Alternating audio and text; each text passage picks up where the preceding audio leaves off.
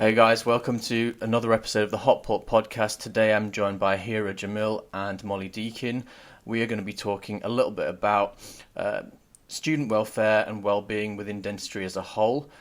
I hope you've been enjoying all the bits and pieces I've been bringing to you, along with all the other guys who we've had on as guests on Hot Pot Podcast and on Dents of Insta. If you're interested in supporting what's going on, have a little look at the link in my bios to the Patreon group. But anyway, here's Molly and here's Hiraa. Hey guys. Hi guys. Hi. So very quickly, for the guys who haven't seen you before or spoken to you guys before, what do you do? We'll start with Molly and then Hiraa. And why have you been interested in these kind of subjects? So I'm currently working as an associate dentist. I graduated 2 years ago from Birmingham. Hiraa was actually my dental daughter. So when you have like families at dental school, so that's kind of how we know each other. And at dental school, I was part of BUDS, the Student Society, and the BDSA. And in my final year, I was the BDSA president, where we basically were really passionate about helping students transition into the real world for dentistry, addressing student issues. Everyone gets stressed, everyone gets anxious. There's a lot of worries about that transition, and that's kind of where my interest started from. That's cool. BDSA student president. What kind of a situation do you have to kind of get involved with to end up in a position like that? So I started off just being like a junior rep in my second year. To be honest, I didn't have a clue what I was getting myself into. One of the older students just said, come along to this meeting in London. It's really fun. Everything's paid for. We'll have a good time. Just see what you think. And I got there and I was kind of like, well, actually, this really resonates with me. This is something that really speaks to me. Stayed on the committee for a couple of years and then kind of took the plunge and put myself up to be president. And it was one of the best decisions I ever made, just kind of putting myself out there, speaking up. The year that I was president was the year when they were deciding what to do about the DFT process. So we were campaigning about the changes that they were making to the changing in timing, the changing in scheduling. And to be honest, the way that we hoped it would go, it didn't go, but in the long run, I'm sure it will work out for the best. So yeah. Yeah, I think it's always difficult because sometimes you go into these meetings and their minds are already made up, and you're just kind of you're there as kind of like we spoke to them, so everyone was consulted. It's just one of those kinds of things. And Hiraa, obviously you've been involved in a couple of bits and pieces. You've got an article out, and you've also done another podcast, haven't you? So where are you coming from in this whole situation? So, like Molly is, I'm also a graduate of Birmingham. Recently just qualified, and I'm hoping to start my DFT year this September. I'm on the Telford scheme, so I'm quite excited about that. My interest in mental health kind of came from my own experiences. So during my second and third year, I wasn't really going through the best of times mentally and just generally. And it was with the support from the dental school, which I'm sure Molly can agree on, which is absolutely amazing. We've got some amazing staff there who are really passionate about helping students through difficult times and issues with welfare and well-being. So it was kind of with their encouragement that I wrote a piece about my experience, and it was more of a thing for catharsis. So it really made me feel better writing everything that I'd done down on a page and actually seeing how far I'd come. And then it was fortunate enough to be published in the BDJ Student just last year, and from then I've had some incredible opportunities. So just recently, actually, so back in Feb, I was invited down to the BDA on a mental health and wellbeing conference where we had quite a few people speak about their own experiences with mental health and wellbeing issues, including the BDA president, Roz, who was a brilliant speaker. Got to meet her and introduce myself, and it was brilliant because it's quite clearly something that she's passionate about and wants to kind of roll out across the nation. Because obviously we all know that mental health and wellbeing issues in dentistry are quite rife and severe, so it's just something that I'm passionate about, and anything I can do to help is I'll do it basically, because I think it's something that's really important to raise awareness about. Yeah, I think you're totally right there, and the idea of mental health is there's some sort of a generational gap, and we kind of spoke about this yesterday with Haas when we had our big Insta live moan about dentistry. But actually, I think it's something that certain generations almost don't believe in, because there was something called the GDC. It was a chat that basically there was workshops we had back in November, where they were talking about people coming out of uni and going through FD and then out of FD into practice, and whether it was fit for purpose and things like that. And I kind of raised the issue of not out of my own personal, there's nothing that had gone wrong with me really, but I thought actually, well, if I was a different kind of person and been put in this kind of a job, I would really struggle even though my dentistry is up to scratch. And I raised the point of actually there are groups who you maybe have to look after a little bit more. For example, there are girls from religious families who are Muslim who wouldn't be able to move to somewhere like rural Cornwall because there's no support structure there, if that makes sense. Yeah. Because actually most of the time the parents want them to stay at home because it's safer, or at least with family or somewhere where there's a bit of a community that you can have some sort of support from. If you're just saying actually we're just going to rank people and throw them wherever wherever the dice fall, that's kind of a recipe for disaster in some ways.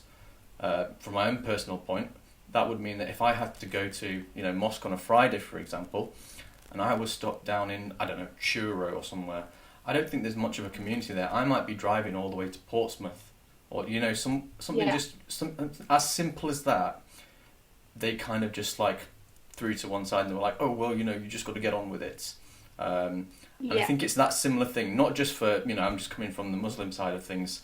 There are probably other communities and subsections of society and dentistry who would have similar issues.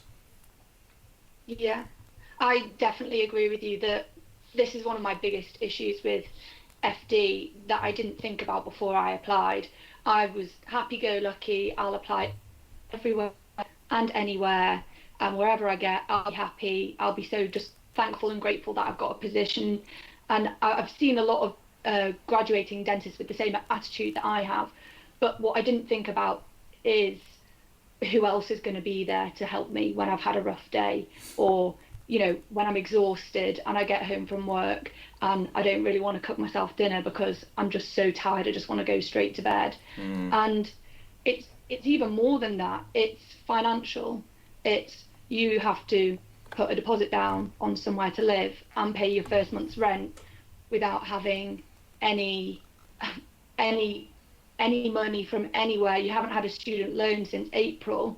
So I think it's just one of those things really, isn't it, where if the support was there, everyone would be okay, but there's no support. Like your scheme are great friends once you get to know them, but a lot of the time you haven't even met those people by the time you've moved in. And it's scary.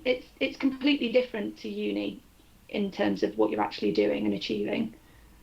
Yeah, and it's similar to, sorry, we'll come to here in a second. It's similar to kind of dental school in a way, because you're still learning, but at the same time, there's no one that you know unless you get really lucky and you've got a friend that's in the same scheme.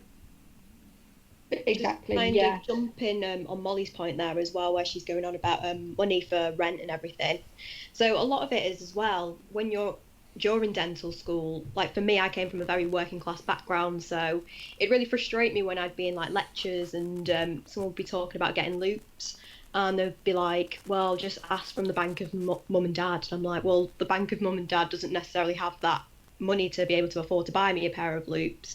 Luckily I saved up and managed to buy a pair, but it's frustrating because everyone seems to think that because you're doing a course like dentistry and even medicine to an extent, that you come from money and expect you to be able to pay for opportunities and sort of buy your way in. So there's a lot of that I had issues with, and quite a few of my friends did as well, because they came from working class backgrounds. And it's also a point of DFT as well, which I'm I'm really nervous about, because obviously we're in the middle of a global pandemic. We can't really see people. So previous to me, I know other schemes would have had the opportunity to meet up and do a kind of meet and greet with other scheme leaders and TPDs and whatnot, but we're not going to get that opportunity. And I know we might be able to get it over Zoom, but it's not quite the same experience. So I'm worried for myself personally and for like my cohort just going into DFT, because I feel like everyone's so preoccupied with trying to run their practices, which is fair enough because obviously people have a business to run, but I feel like we've kind of been forgotten about a little bit, and that's scary for me. Yeah. I think current DFTs probably would feel the same way. Yeah, I would say the same. Everyone in your year will be feeling exactly the same way as you, and probably practice managers are feeling equally the same, that they've got all this to worry about, and then thinking, oh, I've got a new member of staff joining, and wanting to make sure that you guys have the right experience and a good experience. It's not just one way, is it ever really with this? One thing I have noticed with COVID, I don't know if you guys have noticed this, is the stigma around anxiety to go back to work. I don't know if you've noticed it, but it's something I've heard a little bit recently, especially in relation to fit testing with masks. This kind of conversation of she doesn't want to go back to work, so she'll fail her fit test, and then if that person fails the fit test, it's kind of like a get out of jail free card if you fail, when actually the masks don't fit that well. I don't know. Have you guys heard of that much, or? I don't think Hiraa will be kind of very in line with these bits and pieces, because you're a bit out of the loop, aren't you, at the moment? Well, that's true, but I'm also part of this network. So it's the Women in Dentistry network, and they have like a group chat on WhatsApp that I'm a part of. And I know there's been a lot of anxiety surrounding these guys who are obviously really well established and experienced dentists. And I know a lot of them have been really worried about going back into practice. I think it was the fact that it was announced on national TV that the dental profession will be going back to work on a certain day, and no one had been informed. So it's understandable that people have these anxieties around going back to work, because how can we be expected to feel comfortable when we've just found out, like the rest of the UK? And what Molly's saying with the fit test, and obviously I'm very new to the whole experience, so I've not had a fit test. I don't know where I'm going yet for DFT, but that's another matter.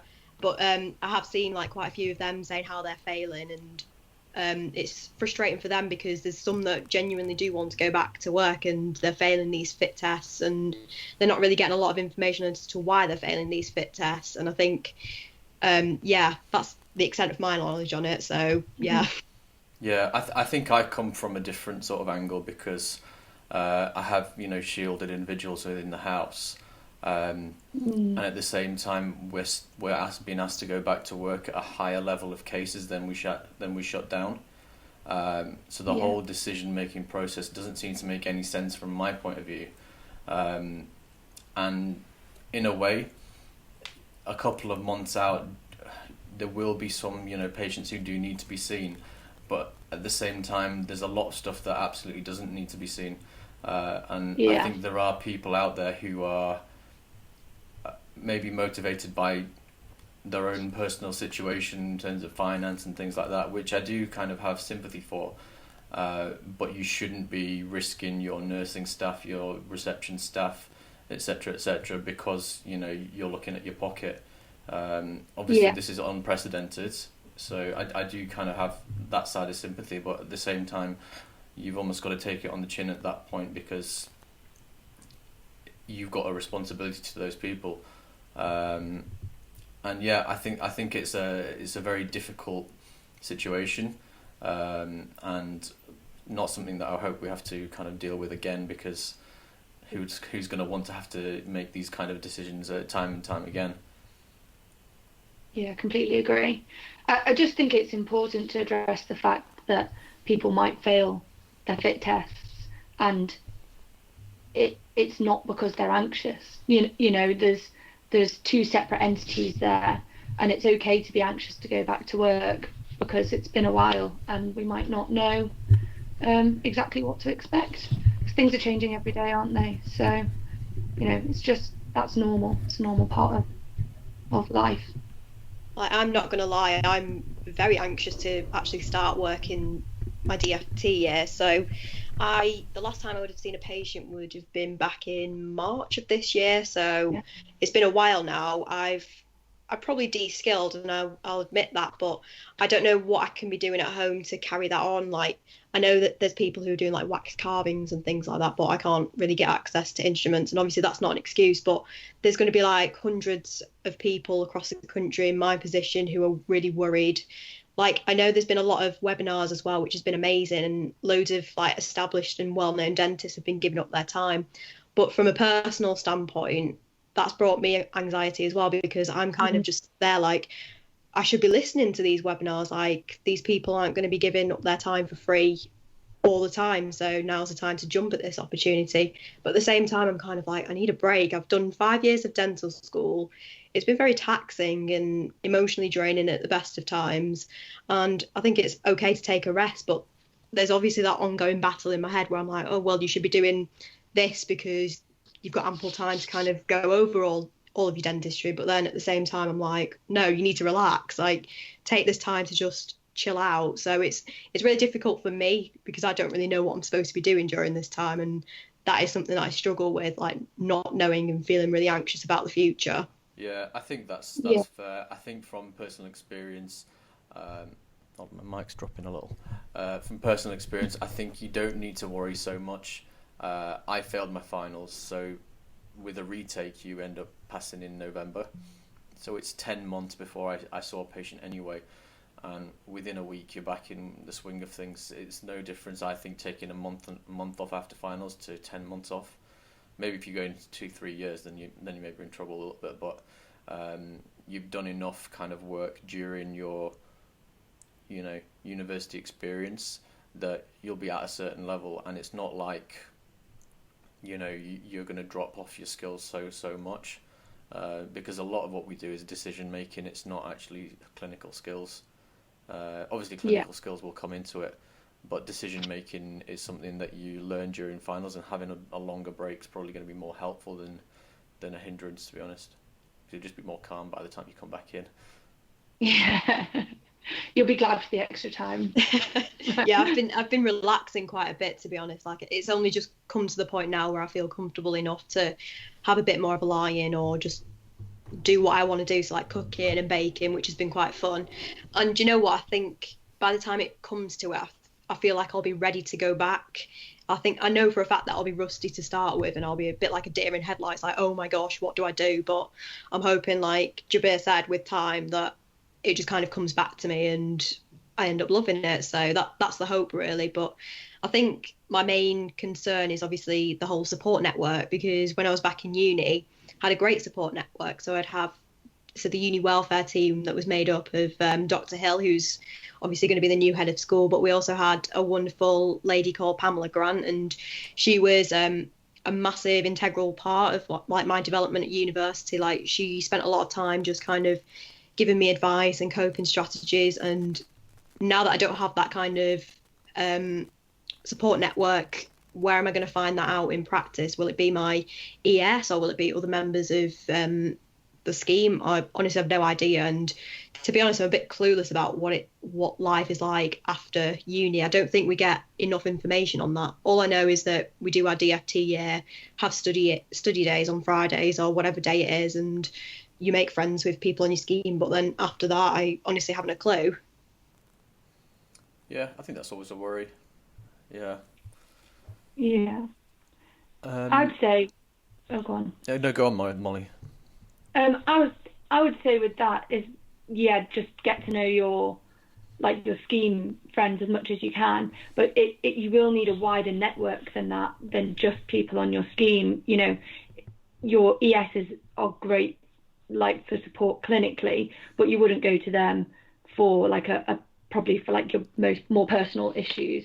So, if you can get involved in any other it's the same as dental school in that sense, that if you can get involved in like a gym or like another activity outside of work, something that can really integrate you into the area that you're living in and give you other people to talk to about normal things that aren't teeth all the time. That has been one of the best things for me, is to kind of just say, what, when I come home from work, there is more to life than just work all the time, and just teeth, and to think about other things that I like doing and relax that way. Yeah, I think that comes back almost to the point I was trying to make a bit earlier about the shortcomings of a ranking-based DFT sort of Yeah. position thing, because Yeah. you need to come out of work and have something else going on. Not everyone is going to be like someone like me who can go a bit one single-minded and one track for 12 months, and even then it became very very difficult. And I was only maybe an hour and a half away from home, so there came a point that I couldn't stay in that town anymore. Like I had the house there, which was very close to the practice and things, but I was so bored, so kind of out of touch with the rest of the people within that area, that I started commuting an hour and a half there and back, just because I could go Yeah. and you know I could go and see a friend in the evening. I was driving 2 hours to Hull sometimes, so I could go and have dinner and then go back because I It's had one crazy, friend isn't who was in Hull. it? But it's Yeah. it's true. It makes a big difference because at the end of the day, yeah, it was a great practice, and the people in that practice were really good to me, and I learnt a lot from everyone who was there, and still got friends from when I was there. Luckily for me, there was two DFs, so there was someone else who I could speak to, but she went home every night. She drove back to West Mm. Yorkshire, so it's one of those things that was almost laughed off a little bit because I don't know that they were just like, oh, it's 1 year and you'll get over it. But what if there's someone who's got kids and a baby, or Yeah. a partner, and things are going through maybe a rocky time because if you've got a job somewhere else and your partner's somewhere else, and then as a result of this whole one track sort of system, things within your life can fall apart, and these are things that really need to be addressed because are you trying to make a very good dentist, or are you trying to fill gaps in the NHS system? Yeah, I was just going to say this, um, because there was a lot of talk when we were discussing at the BDSA meetings that I would go to about how for 1 year of your life you could go somewhere and fill that gap in a community where they are absolutely desperate for dental services or dental provision, that otherwise it would take maybe a large golden hello for an otherwise established dentist to enter into that kind of location.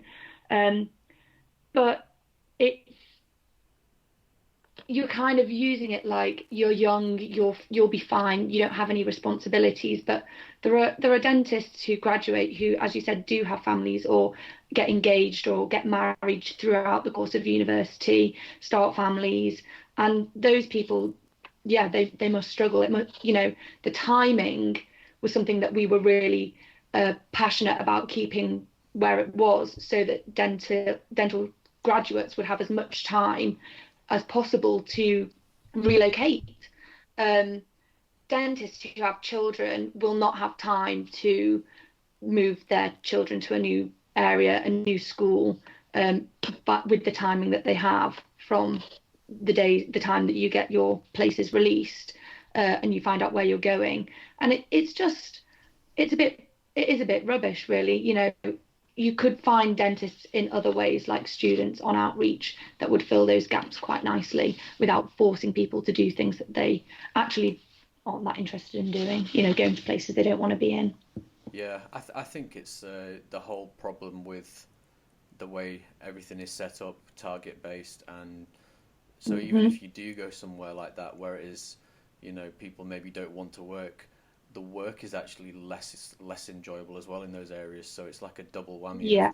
I'm living somewhere I don't want to live, and the work's really really difficult and it's not very interesting, and there's not much chance of progression and etc because of maybe the low SES sort of area. Not that there's anything wrong with those Mm. people because there are good and bad people from all walks of life and all areas, but it makes it very difficult for someone starting out in their career or even further on in their career. You can easily lose skills as quickly as you gain them if you're stuck doing things in a particular way which doesn't aid you moving forward. Yeah, definitely. And kind of leaping on from that, those areas, where where dentists haven't been, been accessed very easily, the need is often quite high. So as you said, the work is really difficult. My foundation year was basically building a list of high needs patients, and it was tough. Like that really takes it out of you. And more than that, you don't know what you can actually do. Because when I was going to interviews then for to be an associate, they were saying, how many UDAs have you done? And I was like, well, about 500, because my list is just all high needs patients. It's completely throws. It's not an experience of what being a real associate would be like necessarily. Other practices might have been different, but mine was very much you're building a list, and it was a bit slow, it was, yeah. Yeah, I think that's the whole issue with kind of early years within dentistry after university. I did want to speak a bit more about Hira's article. Can you tell us a bit more about that, Hira? So my article, wow, so it feels like ages ago since I had that written, but it was completely my way of being as open and as honest as possible. So I speak quite candidly about my own experiences with anxiety and depression, which I was diagnosed with back in 2018, I believe it was. So I think the biggest issue for me when I was even writing that was trying to convey it in a way that made me like reflective about how I had felt and trying to be relatable to people, because once I had that published, I had so many people come up to me and being like, you're so brave for publishing that. Like I couldn't relate, I couldn't agree with anything more than what I'd read in your article. And it was really like quite emotional for me, because I was like, it's something that's really difficult to experience, and to know that other people are also experiencing something like that and don't feel like they can speak up and get the help that they deserve. It's quite worrying for me, because obviously you hear a lot about dentistry, and I remember when I told people that I was doing dentistry, the first two things they'd say to me was, oh, great money. The second thing was, oh, it's got the highest suicide rate.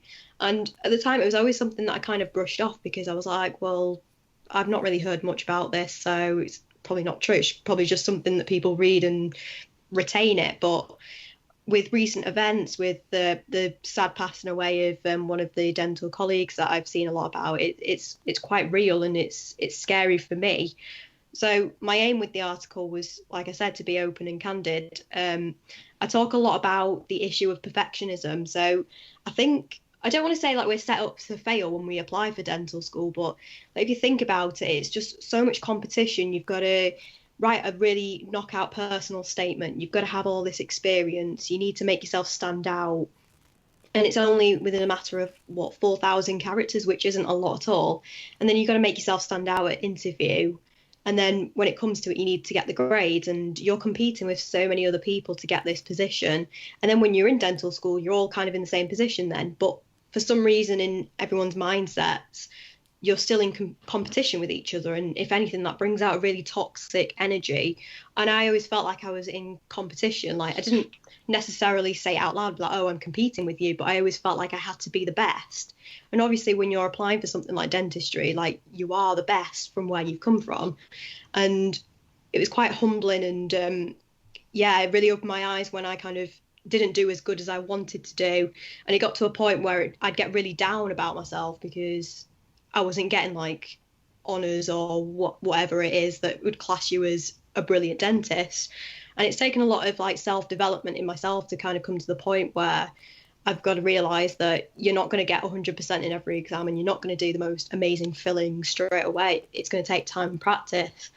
But I think a lot of people don't really understand that until it's a bit too late almost. Like when people come into DFT, for example, they're going to get a massive shock when they realise that the pace it is and how different it is to dental school. So my personal opinion is that resilience and welfare and perfectionism needs to be tackled earlier on in dental school, and people need to have that ideology of being in constant competition and wanting to be the best kind of knocked out. Like, I'm not saying there's anything wrong with wanting to do as good as you can, but you don't always have to be the best.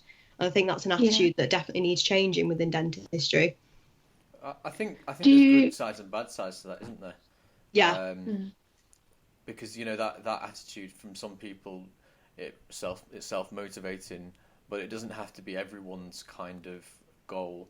And even I would say that I'm quite competitive, but it's not competitive 1v1 versus somebody else or anything like that. It's I want to be able to do things better than the average, and I think that's I don't think that's a bad thing in a way, but at the same time I do see kind of where you're coming from in terms of when you get into dental school there is no longer any sort of competition, and it's nice that the dental schools do sort of kind of have that idea, or certainly Newcastle did, because there was no ranking of students in you're the number 1, 2, 3 or anything like that. Obviously people will get merits because they've done it especially well, and that's kind of all well and good, but I think there's definitely something to be said for the competition between students, which doesn't make any sense, because by you doing better or someone else doing worse doesn't make either one of you better off, minus passing the exam or not passing the exam. And there were instances I know of where people had gotten hold of revision materials or past paper questions and weren't passing them on, because they wanted to be one up versus everyone else, which destroyed friendships and all sorts of things, and it's completely unnecessary at that level. I think is that what you're talking about, that kind of an atmosphere? An example of that is sorry, carry on.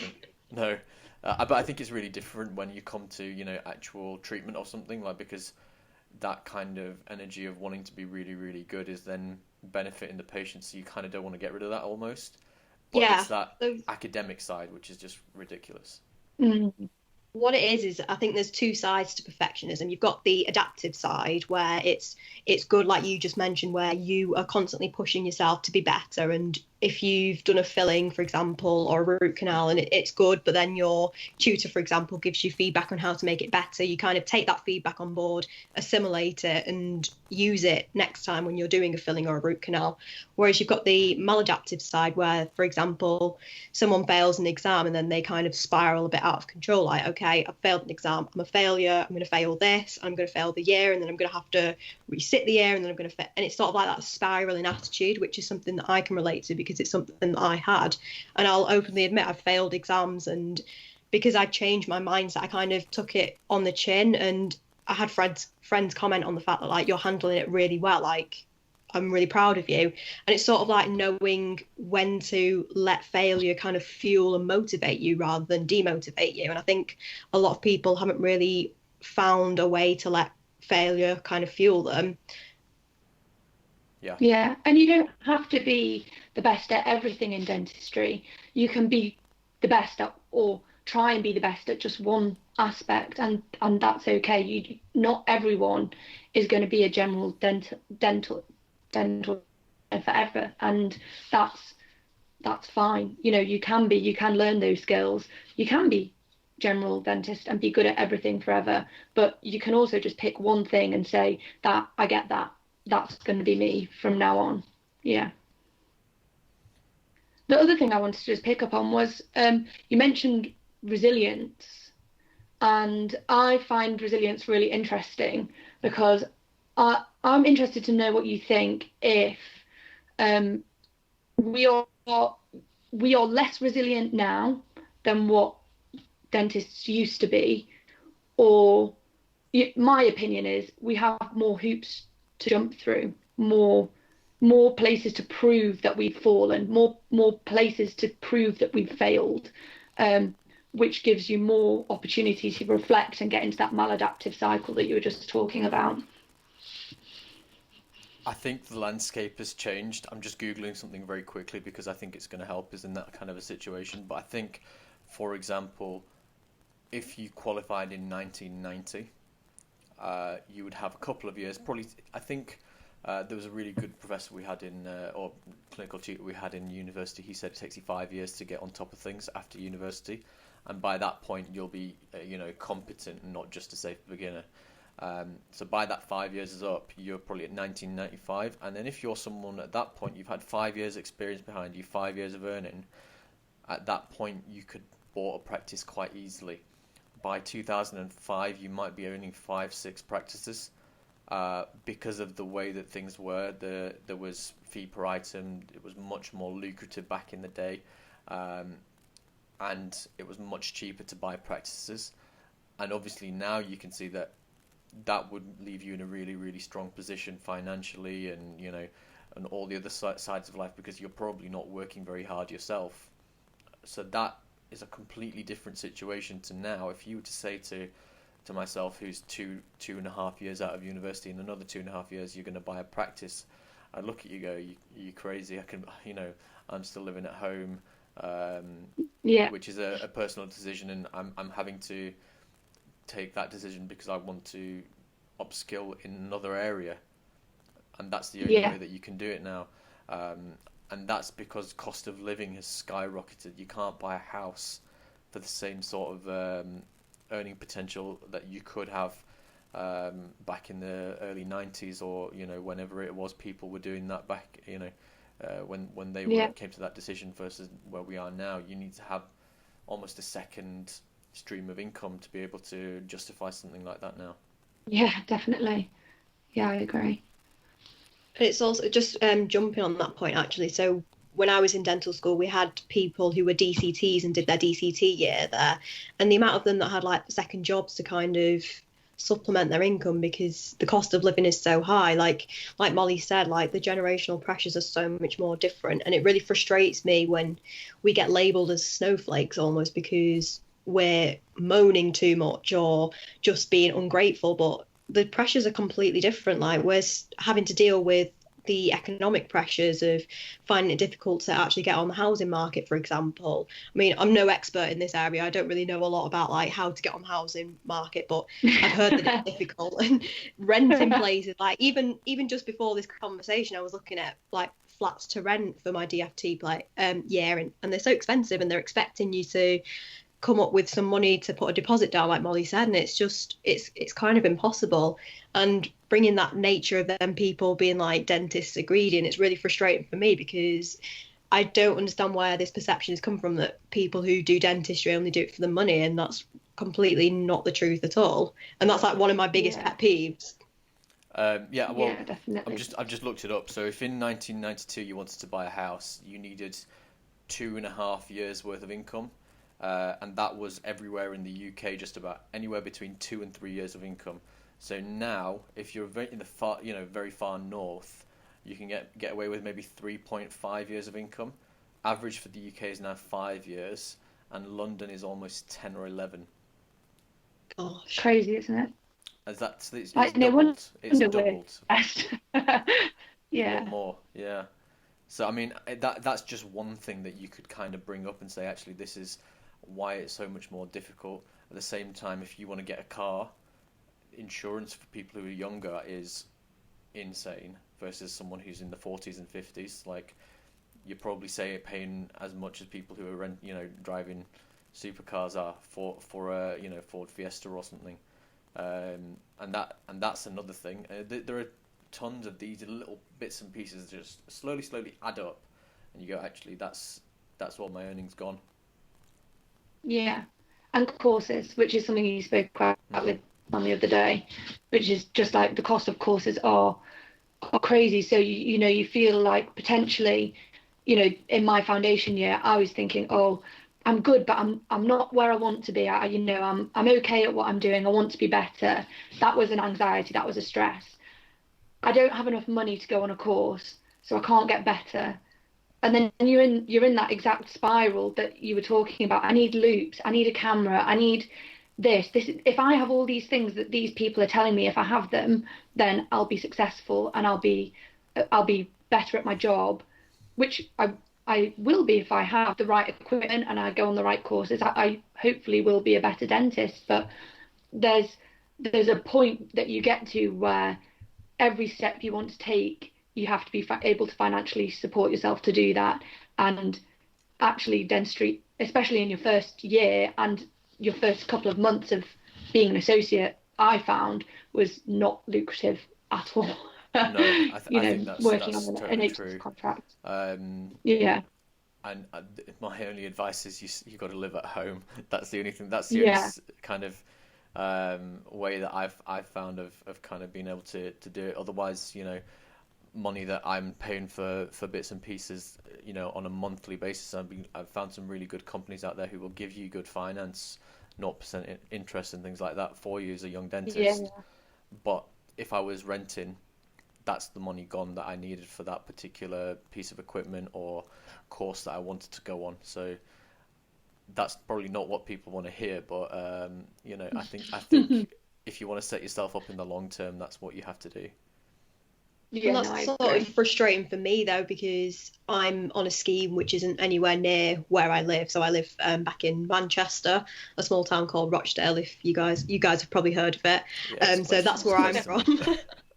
and yeah, it's a wonderful place. But it's nowhere near the scheme I've been placed on, and like I didn't do as well as I'd hoped to. The SJT really kind of was my downfall because I did really well at the interview. It was just the SJT that I was awful at, and then luckily like the scheme itself isn't the worst scheme in the world. Like it's actually a really good scheme, but my worry when getting that scheme was like I'm going to be spending so much money living out. Like I could probably commute, but that's spending like an hour and a half commuting just one way, and then another hour or an hour and a half commuting back. And it's probably longer than that. And then that's like 3 hours of my day just traveling, and that would stress me out too much. But then on the flip side, like having a flat, like just looking at some of the prices of flats, it's really expensive. And like I know we get a decent like starting income, but the money won't go very far if I'm having to pay for things like rent and bills, and then on top of that having to like pay for things like a camera or going on courses or just traveling the UK to see my family or friends and meet other people. And it's a stress for me because I know like I'm not the best with money at the moment, but just having an idea of what my earnings are going to go on is it's not going to go very far. Yeah, Yeah, I think that kind of sums up the long and short of it. You either sacrifice your social life or your dental educational, I don't know, work progression life. Um, yeah, should we call that a day for part one, guys, and yep, yep. reconvene in about a couple of minutes? Because I know the guys who have been asking have been saying that they want slightly shorter episodes so they can have it on an average drive. Apparently, 40 minutes is the average for a drive, it seems. So, thank you guys for Sounds listening. good. We're going to have part two with Hira and Molly very, very shortly after a quick drinks break.